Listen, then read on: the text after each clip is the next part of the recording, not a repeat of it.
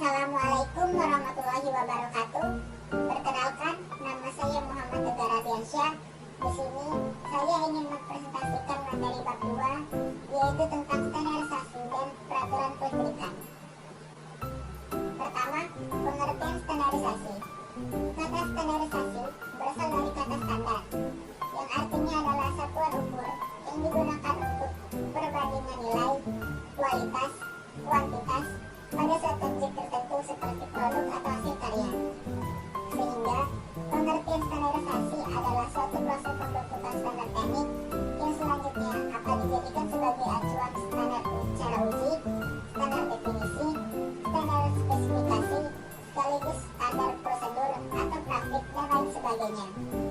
Umumnya, standarisasi digunakan sebagai tolak ukur terhadap suatu objek dengan penentuan spesifikasi dan karakteristik tertentu yang dikenakan pada objek tersebut. Standarisasi disebut sebagai usaha bersama dalam pembentukan sebuah standar sebagai upaya untuk menjaga kualitas. Dengan adanya standarisasi inilah sebuah objek bisa memiliki sebuah nilai lebih dan diakui oleh semua masyarakat. Lalu, ada pula organisasi internasional yang bergerak di bidang standarisasi, yaitu International Electrotechnical Commission atau disingkat IEC untuk bidang teknik listrik. Lalu ada International Organization for Standardization atau disingkat ISO untuk bidang lainnya. Pemasangan instalasi listrik terikat pada peraturan-peraturan. Tujuan peraturan-peraturan ini adalah A. Pengaman manusia dan barang. B. Penyedia tenaga listrik yang aman dan efisien. Dapat diperkirakan bahwa kebanyakan orang tidak ahli di bidang listrik. Supaya listrik dapat digunakan dengan seaman mungkin, maka syarat-syarat yang ditentukan pada peraturan sangat ketat. Peraturan instalasi listrik terdapat pada buku Persyaratan Umum Instalasi Listrik tahun 2000 atau disingkat PUIL tahun 2000. Buku ini diterbitkan oleh Yayasan PUIL. Di samping PUIL tahun 2000, harus juga diperhatikan peraturan-peraturan lain yang ada hubungannya dengan instalasi listrik, yaitu A.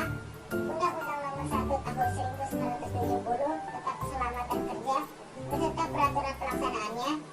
B.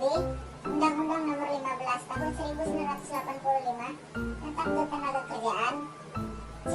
Undang-Undang Nomor 23 Tahun 1997 tentang Pengelolaan Lingkungan Hidup. D. Undang-Undang Nomor 18 Tahun 1999 tentang Jasa Konstruksi. E. Undang-Undang Nomor 22 Tahun 1999 tentang Pemerintah Daerah. F. Peraturan Pemerintah Nomor 25 Tahun 2000 tentang kewenangan pemerintah dan kewenangan provinsi sebagai daerah otonomi. G. Peraturan Pemerintah Nomor 10 Tahun 1989 tentang penyediaan dan pemanfaatan tenaga listrik. H. Peraturan Pemerintah Nomor 51 Tahun 1993 tentang analisa mengenai dampak lingkungan. I. Peraturan Pemerintah Nomor 25 Tahun 1995 tentang usaha peminjam tenaga listrik. J.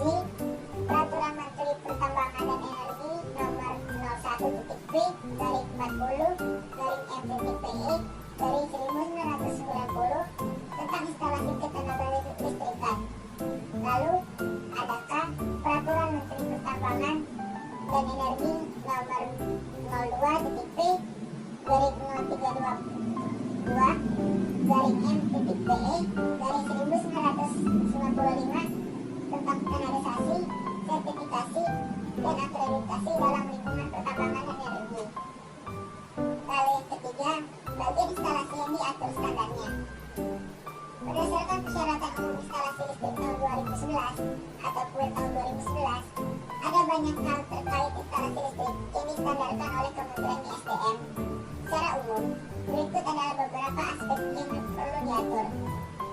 A. Proteksi untuk keselamatan atau proteksi terhadap arus thermal, minyak listrik, arus gangguan, arus lebih, dan lain-lain.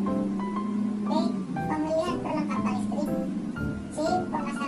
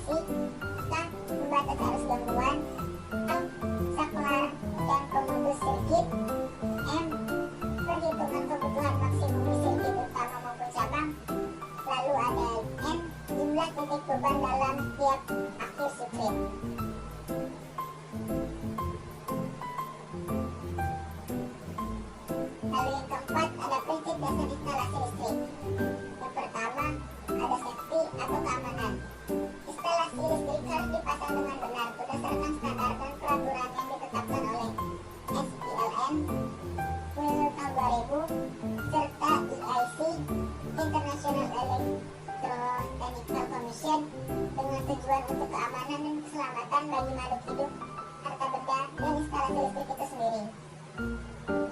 Lalu yang kedua ada reliability atau keandalan. Kondisi yang diperlukan adalah keandalan terhadap A.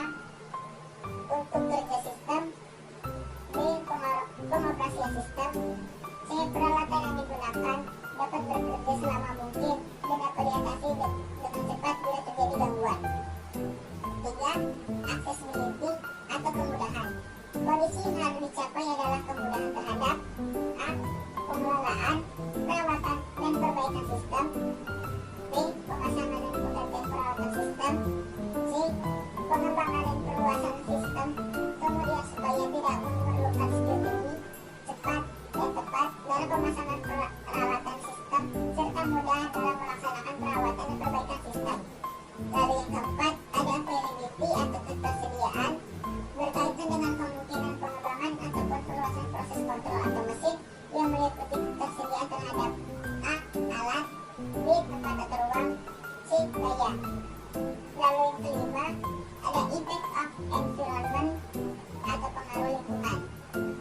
Perencanaan sistem instalasi listrik harus mempertimbangkan dampak yang terjadi pada lingkungan sekitar di mana sistem instalasi dipasang, yaitu meliputi A. Pengaruh lingkungan terhadap peralatan, B.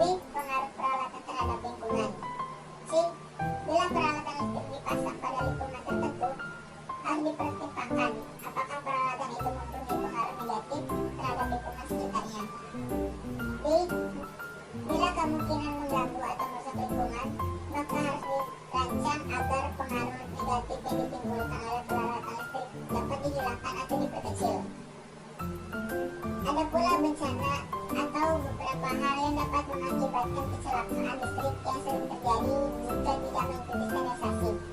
Yang pertama yaitu kebakaran, kedua ada jaringan dengan hantaran telanjang, tiga peralatan listriknya rusak, keempat kebocoran listrik pada peralatan listrik dengan rangka dari logam apabila terjadi penggusuran arus dapat menimbulkan tegangan pada rangka bodi. 6. Peralatan atau hubungan listrik yang dibiarkan terbuka. 7. Penggantian kawat sekeringnya tidak sesuai dengan kapasitasnya. 8. Penyambungan peralatan listrik pada kotak kontak dengan kotak tusuk atau steker lebih dari satu atau bertumpuk. Ada pula beberapa rambu-rambu kelistrikan, diantaranya awas bahaya sentuh, awas bahaya strum, dilarang mendekati area tegangan tinggi, bahaya listrik tegangan tinggi, awas isolator telanjang. Sekian presentasi dari saya. Wassalamualaikum warahmatullahi wabarakatuh.